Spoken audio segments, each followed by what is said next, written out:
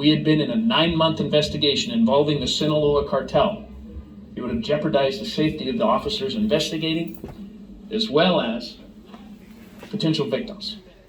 Tonight, the takedown of a dangerous criminal organization operating in Central California. Local, state, and federal investigators say they have dismantled an entire drug cell after a months-long investigation. Thank you for joining us tonight for Action News Live at 6. I'm Margot Kim. And good evening, I'm Warren Armstrong. The results of that massive operation were announced today at the Tulare County Sheriff's Office. Action News reporter Kate Nemerich is there live now with how this sweep is expected to impact public safety. Kate? Hey, Margot, Warren, this morning alone, more than 30 search warrants were executed, with more than 20 people arrested and facing federal charges. In this 9-month-long investigation, law enforcement says they seized nearly 1,000 pounds of drugs and dozens of guns, and they say there's still more work that needs to be done.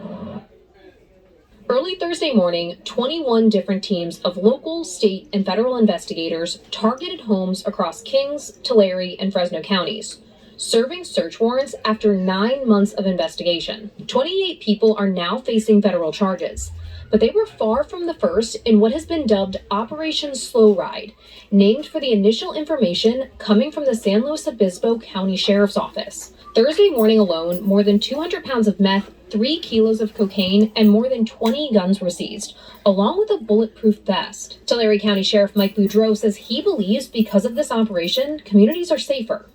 This investigation completely dismantled this drug operating cell.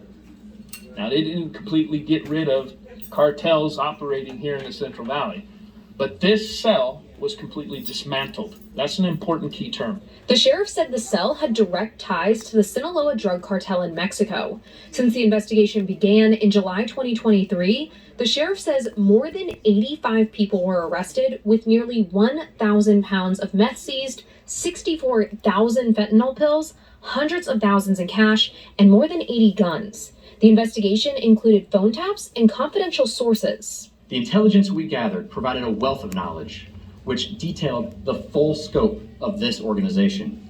We knew who was calling the shots, the size of each drug load, who was transporting the drugs, and what their final destination was. The operation is part of a larger effort called the High Intensity Drug Trafficking Area Program, which works around the country to target drug operations. It's a unique grant program that it funds strategies developed and implemented at the local level by a coalition of federal, state, and local partners. Investigators say their work is far from over and gave a warning to those who are involved in drug operations. The DEA will pursue you without hesitation. We will relentlessly attack your organization at every level to protect the safety and health of our communities. Of the 28 people facing charges this morning, 6 still need to be arrested, and law enforcement anticipates more arrests beyond that. If convicted, those involved could face 10 years to life in prison. In Visalia, I'm Kate Nemerich, ABC 30.